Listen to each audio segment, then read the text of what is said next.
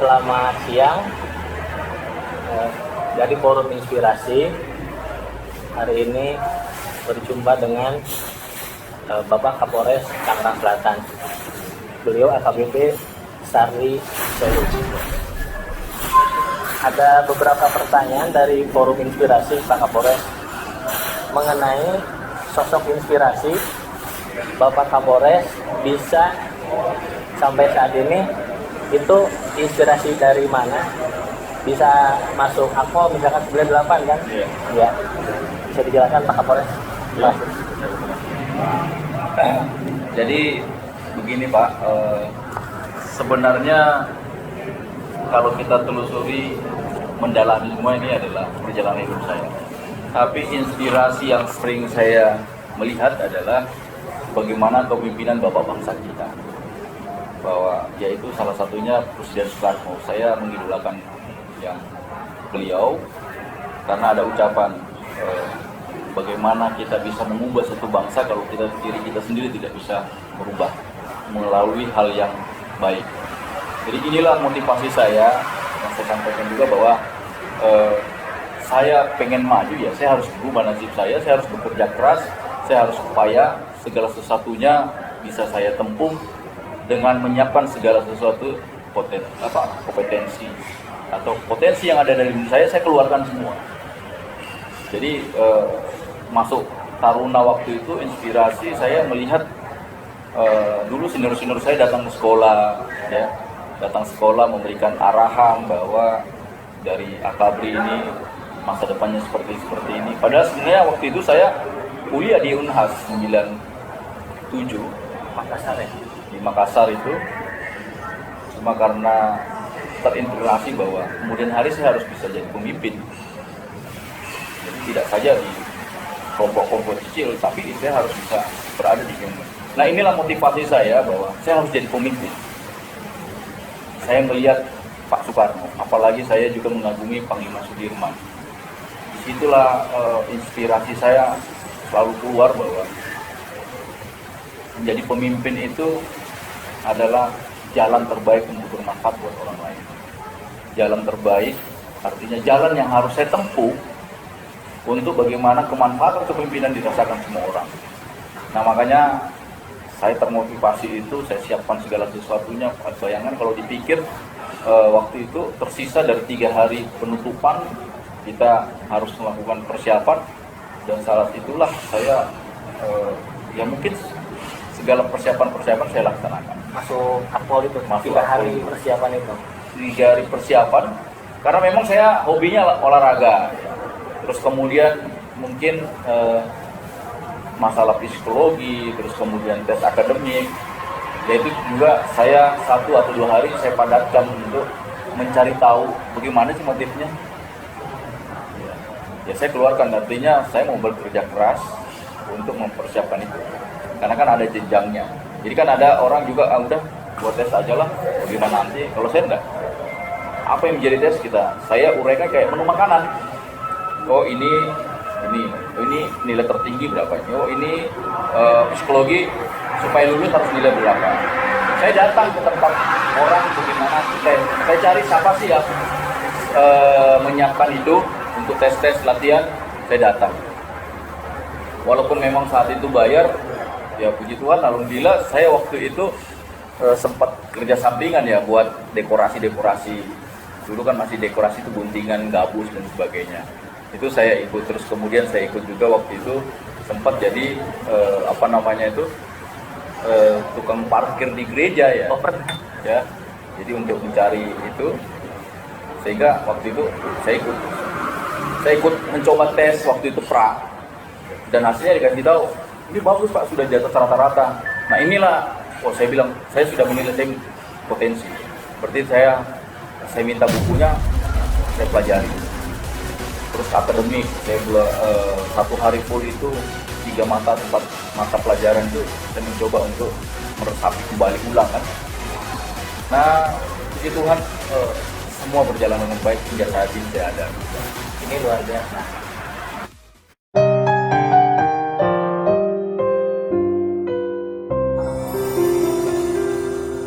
Mungkin disampaikan pesan-pesan bagi masyarakat mengenai kondisi kita saat ini. Terima kasih.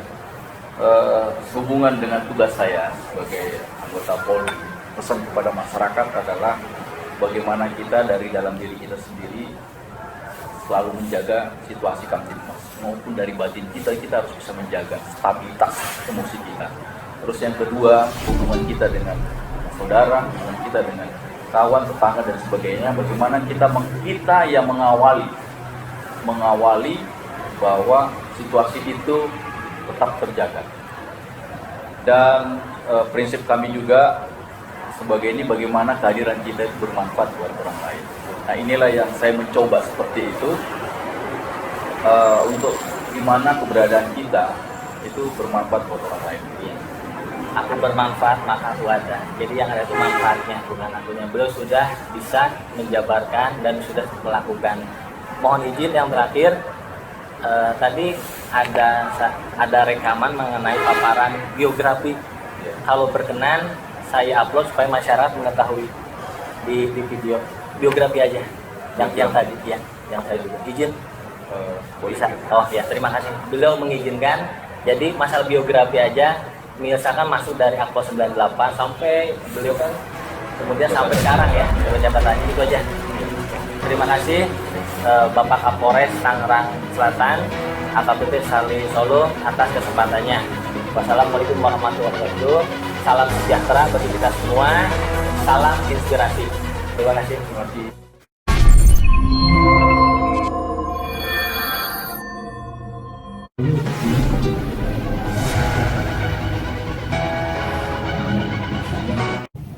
Kalau nama saya jelas ya, Sabi Solu.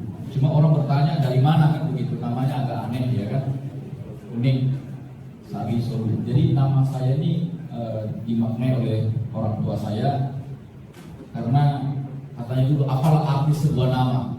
Ya kan? Tapi kalau tanpa nama orang tidak mengenal kan begitu.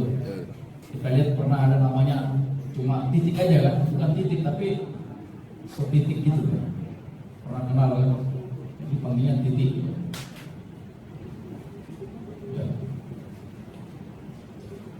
Belum ya. Yang jelas saya asli dari Sulawesi Selatan ya, karena logatnya juga sedikit-sedikit aneh ya. Kalau bahasa Makassar itu orang bilang okot, okotnya tidak berubah dari Makassar. Kayak Pak Yusuf Kalla kan tetap mau malang melintang di Jawa ini tetap okotnya, dialognya itu tetap ada. Logat. Ya, yang jelas saya dari mana? Tanah Toraja. Tanah Toraja. Ya, nama saya itu, foto saya itu ya. Jadi sama ya, wajah saya dengan foto ya. Jadi tidak ada hoax. Izin Bapak. Nah, itu kalau di baju saya itu banyak perlengkapan. Jadi saya kelahiran dari Pomala, Kabupaten Kolaka ya, Sulawesi Tenggara. Kebetulan orang tua dulu dinas di PT Aneka Tambang Nikel.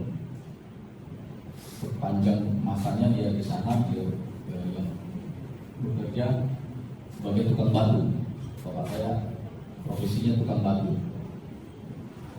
Jadi batu nikel sebelum diolah masuk dipisahkan itu tanah dengan besinya, itu dicampur dengan batu kapur. Nah, bapak saya kerjanya situ mencari batu kapur.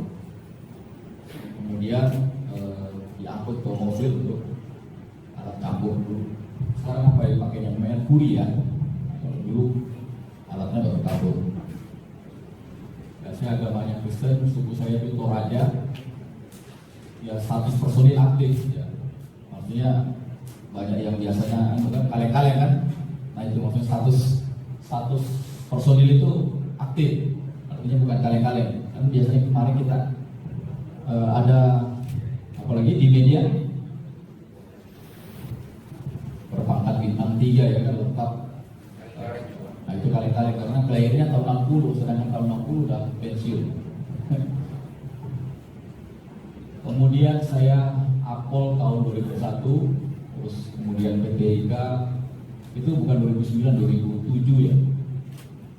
Kemudian saya Spimen 2016. pendidikan umum saya SD di Kabupaten Kolaka tadi, SD Antam. Antam itu aneka tambang ya. SMP aneka tambang 94. Kemudian saya SMA 1 Ujung Pandang Makassar 97. Tamat ya, bukan masuk 97, tamat 97. Kemudian saya masuk Akpol 98. Saya sempat kuliah di Unhas di kedokteran melalui jalur PMDK.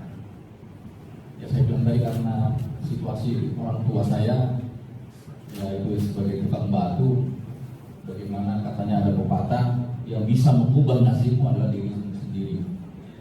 Saya berubah, diajak teman berdaftar waktu itu Akabri tahun 98. Padahal saya sebenarnya masih aktif demo waktu 98 itu.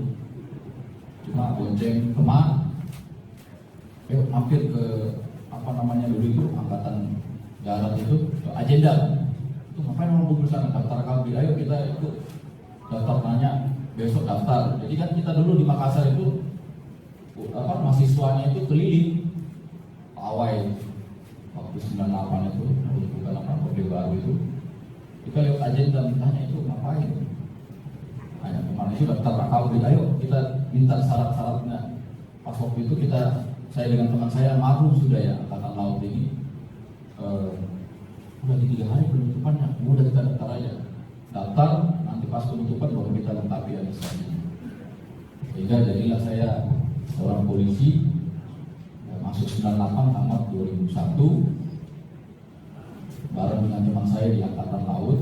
Kemudian beliau almarhum sebelum masuk Sespil meninggal dunia karena jantung.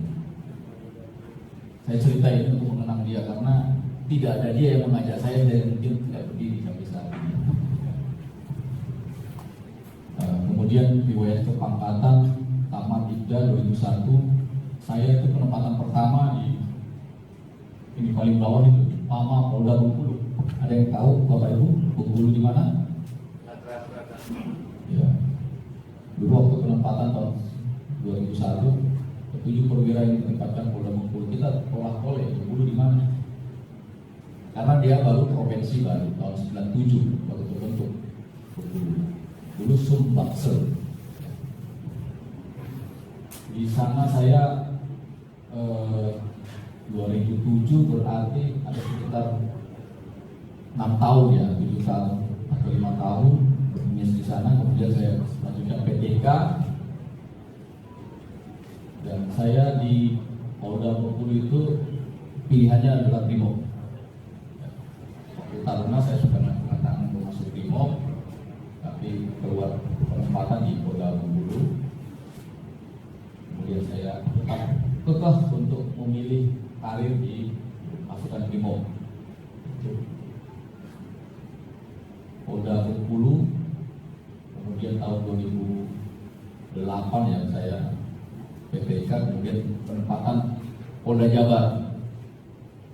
Polda Jabar saya kembali di Brimob, kemudian diberikan kesempatan menjadi Kapolsek Kiara Condong, kemudian jadi Kapolsek Nagrek, kemudian jadi Kabapok Polres Bandung.